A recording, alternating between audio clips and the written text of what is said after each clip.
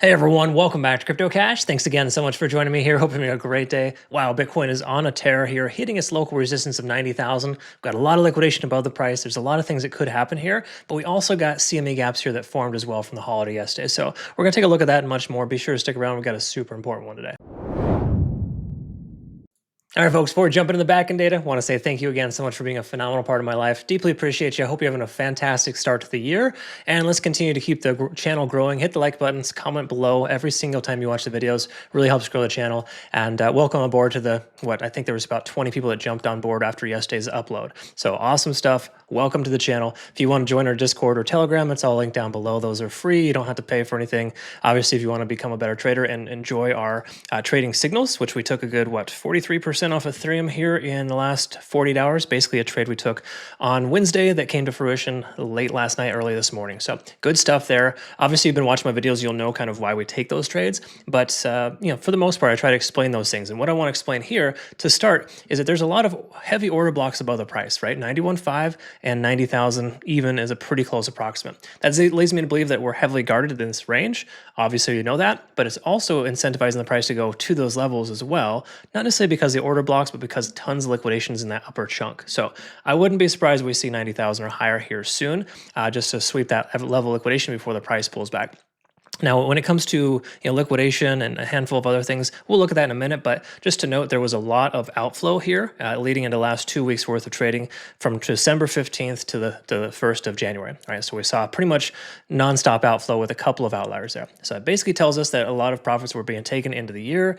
Not to say we're just going to pump because of it, but there's a good chance we do continue a little bit higher based on that metric. We can see Bitcoin dominance is decreasing even though the price of Bitcoin is going higher, which is generally a positive sign for altcoins, which we can see reflected here in the bottom right for the total altcoin stablecoin, total altcoins excluding stablecoin and Bitcoin and ETH, kind of just letting us know where we're at there with altcoins doing better now today than they have in 2 weeks, right? Big surprise.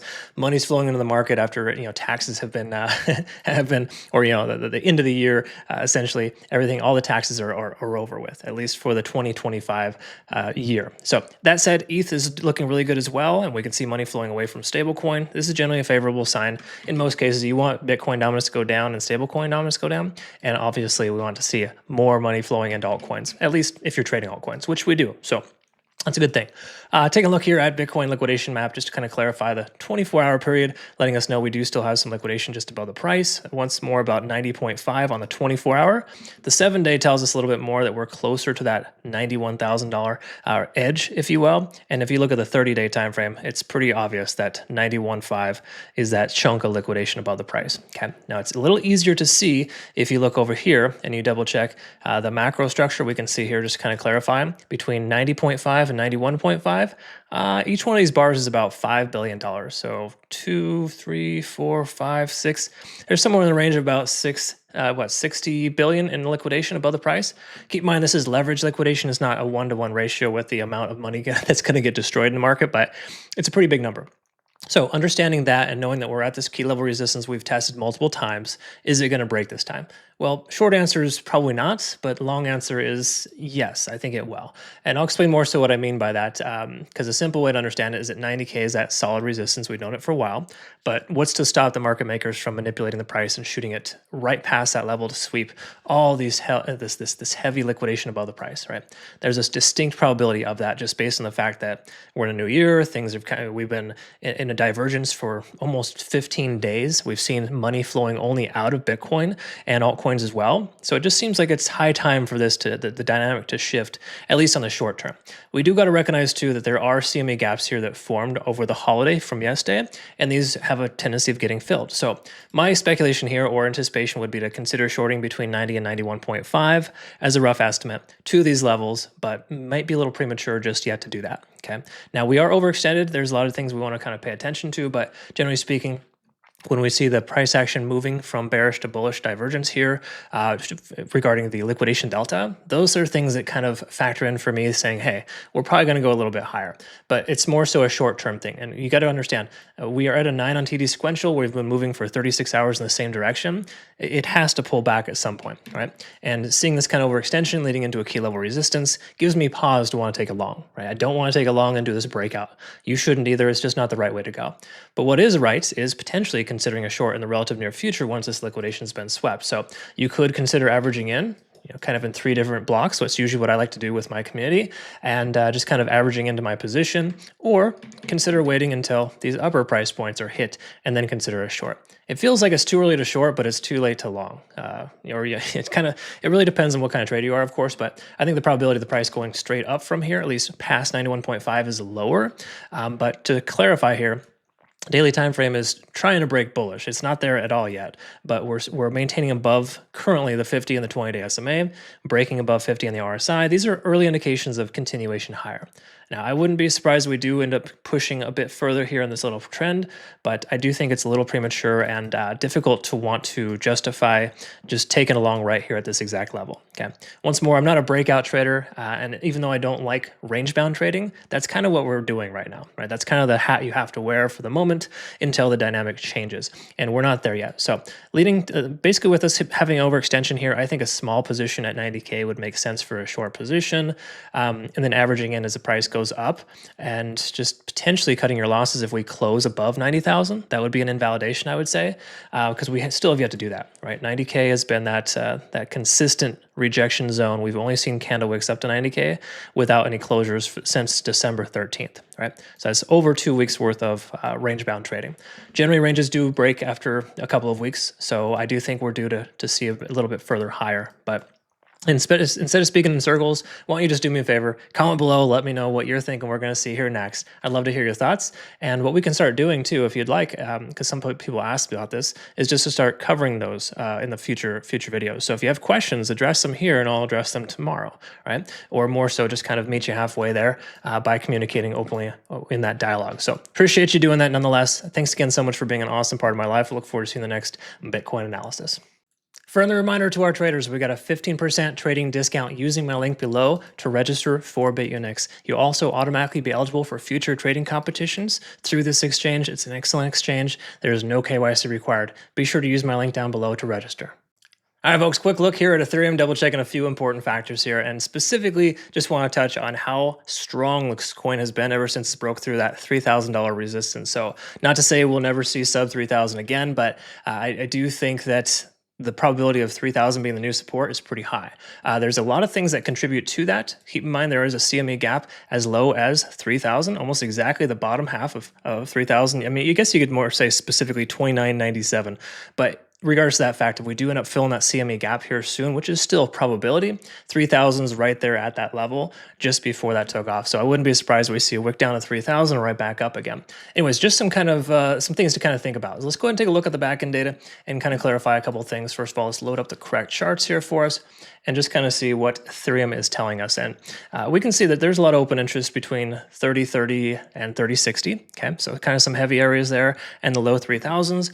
Liquidation delta is super high. We can see there's a lot of market capitalization in this coin. In case you missed that, let me just go ahead and pull that up for you here for market cap on Ethereum. We can see it's increasing quite significantly.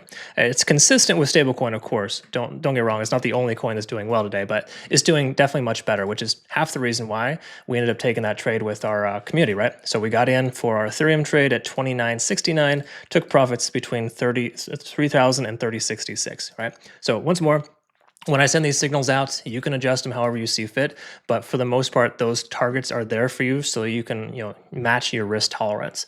All that being said, looking at risk tolerance, obviously, we can see that there's a good chance that we do see a short-term pullback with all liquidation being fully swept here locally. Keep in mind, this last 7 days worth of liquidation, there's probably a small margin just above, but there's a good chance we do see that lower pullback or that lower $3,000 range hit or retested under the impression Bitcoin pulls back. And it seems to make sense that it will. And if we do look at this is the 15-minute time frame, we're seeing overextensions all over the place, right? So let's go ahead and double check the regular time frames here for Ethereum, and just recognize that Bitcoin is overextended too, okay? So it's important to recognize that. We're at a 9 on TD sequential here on the 4 hour as well, just kind of letting us know that we're tentatively topped out. We've been moving for 36 hours in the same direction. Taking a look here at the daily though, here's that $3,000 support. So just keep in mind, a strong chance we're gonna see this level either A, retested or hold as a support if and when that happens later down the road.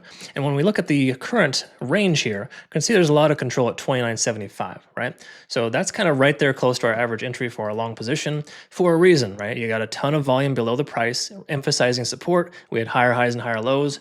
Ethereum was performing better than Bitcoin leading into our trade. So if you saw my analysis from yesterday or the day before, you'll know specifically where my mind was at, right? When you take trades with altcoins, it's important to understand how well they're doing versus Bitcoin. Well, it's not an exact science, and they don't always run better than Bitcoin. This was, Ethereum was poised to break out. All that being said, generally speaking, I don't recommend breakout trades, but in this scenario, it was a little different. Otherwise, we look at confluence. 3,000 is that heavy area of support based on previous highs being retested and a potential new low. And we look at the 4-hour time frame as well. We are pretty well overextended here, getting closer to 80 on the RSI. I think there's a solid chance ETH pulls back on the short term. It would be uncharacteristic for Ethereum to just catapult and take off from here, but we are in a new year. Things are kind of different here. All the money that essentially needed to be secured for tax purposes, that's all said and done. So we got a new year for us. It may also be a good consideration to recognize that we could go higher too. If we were to go higher, just keep in mind, generally speaking, local highs are where it usually stops. So we could very well see a stopping point around the $3,300 mark. I know that's a long ways away, but that is an area of interest, obviously, if we continue to progress higher. So that would be a good consideration for a short if the price were to run up there. Obviously, there's a lot of caveats between now and then, but the overall circumstance here is that Ethereum is quite strong. If you're going to short, make sure you short within tighter margins and understand that we do have a CME gap here right in this range between it was right in this range here between 3,000 and like 3,025. Okay, so that's an area of interest for me there as far as either a long at 3,000 or a short to that level. Those are just my thoughts. What are yours? Do me a favor and hit the like button, comment below if you haven't yet, and just let us know. What are you thinking? Do you trade Ethereum? Is this your favorite coin to trade?